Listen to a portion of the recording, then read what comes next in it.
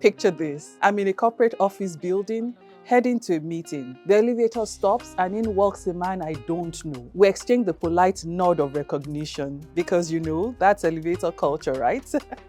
Then out of nowhere, he turns to me and says, "You look like someone who's doing well. How much do you earn?" Excuse me, sir.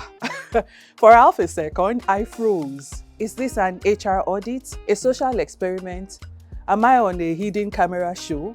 But no, it was dead serious. At that moment, I had three choices. Give him an answer, which absolutely not. Tell him it's none of his business, which could get awkward in a tiny elevator, or handle it with style and finesse. And just like that.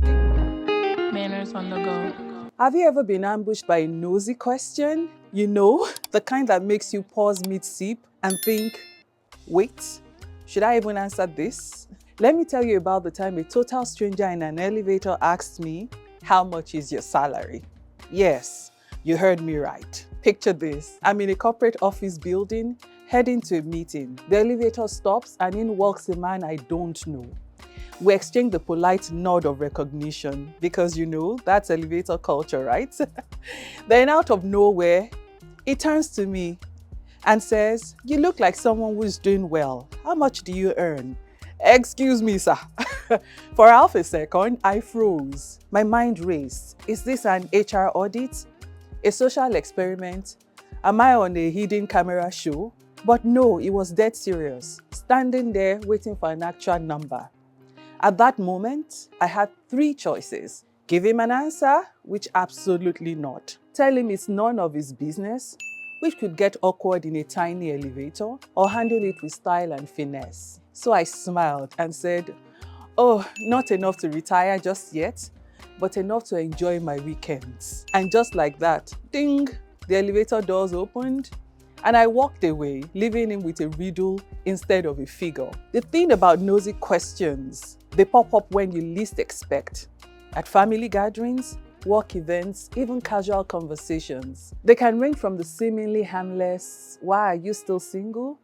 to the more intrusive, "How much do you earn?" or even comments about your appearance. The key is to respond in a way that protects your privacy while staying polite and respectful. But before we go into how to handle them, let's talk about why people ask these questions in the first place. Most of the time, it's not meant to make you uncomfortable. Some people are just curious. Others are trying to make conversation, and few, well, they just don't have boundaries. Here is what I mean. Some ask these nosy questions out of concern. Your mom's friend at church might ask about your job situation because she genuinely cares. Some ask to compare. The office gossip asking how much do you earn might just be sizing up our own paycheck. And some, they just love gist. They want the tea, the juice, and the entire smoothie of your personal life. Other times though, it's not so innocent. It could be that they're projecting their own insecurities. Ever noticed how the person asking, "When are you having kids?" is usually knee-deep in diaper duties? Yes, it's not about you, it's about them. Understanding this helps us respond wisely instead of reacting emotionally. Now, let's talk about how to handle these nosy questions. The key is to deflect gracefully. You don't owe anyone an explanation, but you also don't want to come off as rude. So here are my suggestions. Number one, the pivot and redirect trick. Let's say someone asks, "Why are you still single?" Instead of getting defensive, you could smile and say, "I'm really enjoying this season of my life. How about you? How did you and your partner meet?" Just like that, boom, the focus is back on them. And let's be real, most people love talking about themselves. So redirection does two things. It shifts the focus off you, and it makes them realize how personal their question was. 9 times out of 10, they'll get the hint and move on. Number two, use humor. Some people just don't take a hint. If someone asks, "How much do you weigh now?" you could laugh and say, "Enough to keep me grounded." It's light, it's funny, and it shuts down the question without making things awkward. Number three, if needed, be direct. If someone keeps pushing, it's okay to be direct. You don't owe anyone an answer. Try saying something like, "I'd rather not talk about it," or "That's a little personal, don't you think?" Or "I appreciate your interest, but let's change the subject." You can be firm without being rude. And trust me, the more you practice setting boundaries, the easier it gets.